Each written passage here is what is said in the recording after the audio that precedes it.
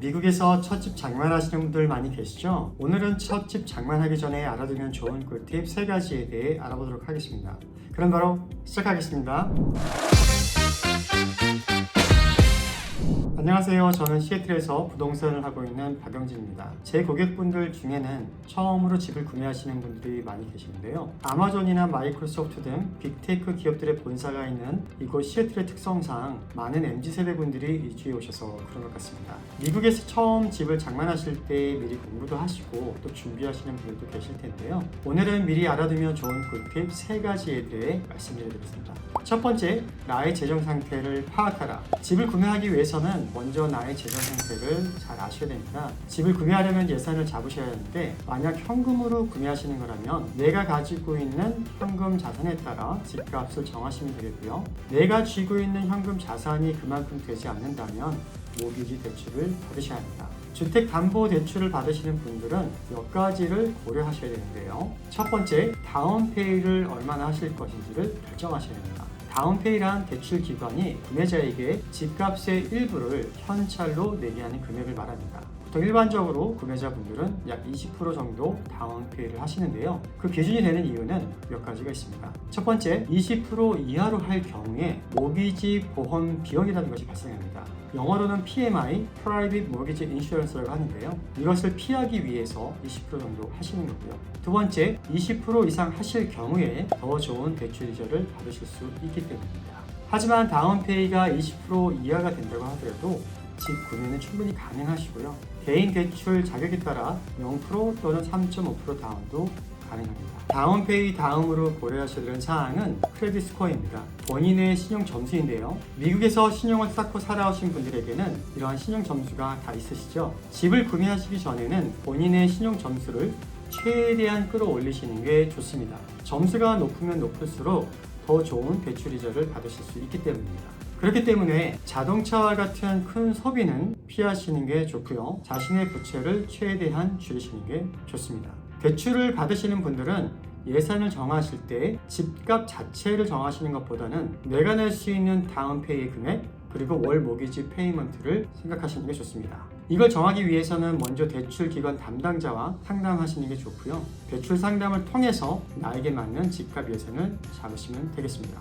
대출 기관에서는 또 특별히 프리어프루블 레터라고 하는 대출 사전 승인 레터를 발행해 주는데 이것은 집을 구매하실 때 꼭 필요한 서류이기 때문에 받으시는 게 좋습니다. 두 번째, 나의 니즈와 완처를 파악하라. 예산이 정해지면 이게 필요한 조건은 무엇인지 내가 원하는 조건은 무엇인지를 파악하셔야 됩니다.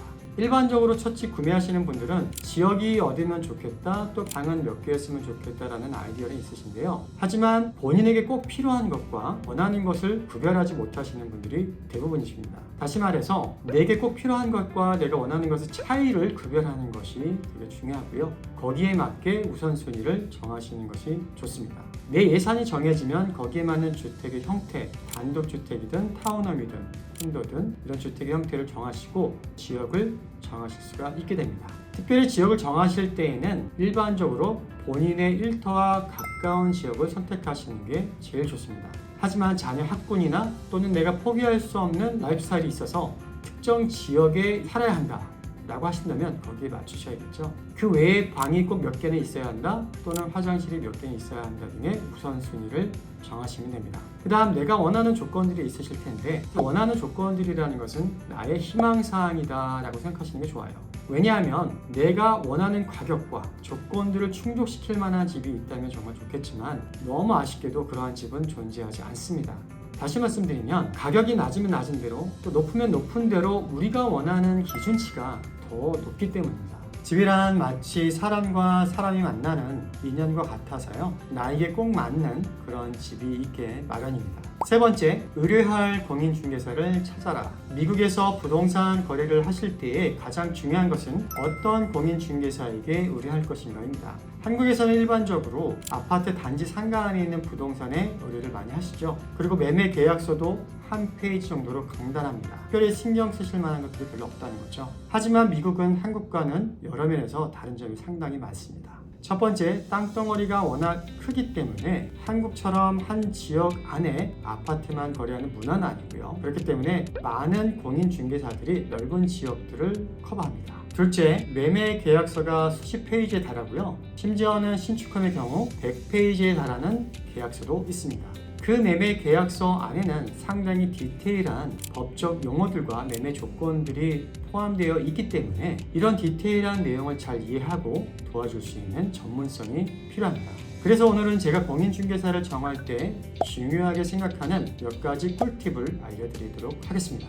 첫 번째, 경험이 풍부한 공인중개사를 찾으십시오. 앞서 말씀드린 대로 미국은 땅덩어리가 워낙 넓을 뿐만 아니라 지역에 따라 위치에 따라 다양한 종류의 집들이 정말 많습니다. 성공적인 집 장만을 위해서 나중에 후회하지 않기 위해서는 경험이 풍부한 공인중개사를 찾아서 의뢰하시는 것이 좋습니다. 굳이 추천을 드린다면 적어도 10년 이상의 경력을 가진 전문가를 찾으시기를 권합니다. 두 번째, 레퓨테이션이 좋은 공인중개사를 찾으십시오. 10년 이상 경험을 지닌 중개사를 찾으셨다면 그 다음은 그분이 그동안 얼마나 다양한 지역에서 많은 거래를 성사시키고 좋은 평가를 받았는지를 찾아보시기 바랍니다. 공인중개사를 고를 때 이 부분이 가장 중요한 부분이 되겠는데요. 이분들을 평가할 수 있는 객관적인 자료는 바로 고객들이 작성한 리뷰가 되겠습니다. 특별히 미국에는 zillow.com이라고 하는 부동산 사이트가 있는데요. 이곳에 들어가시면 내가 궁금한 공인중개사의 리뷰를 보실 수가 있습니다. 여기에 나온 리뷰는 직접 그 공인중개사를 통해 집을 매매한 분들만 작성할 수 있기 때문에 상당히 객관적이고 정확하다고 말씀드릴 수 있습니다.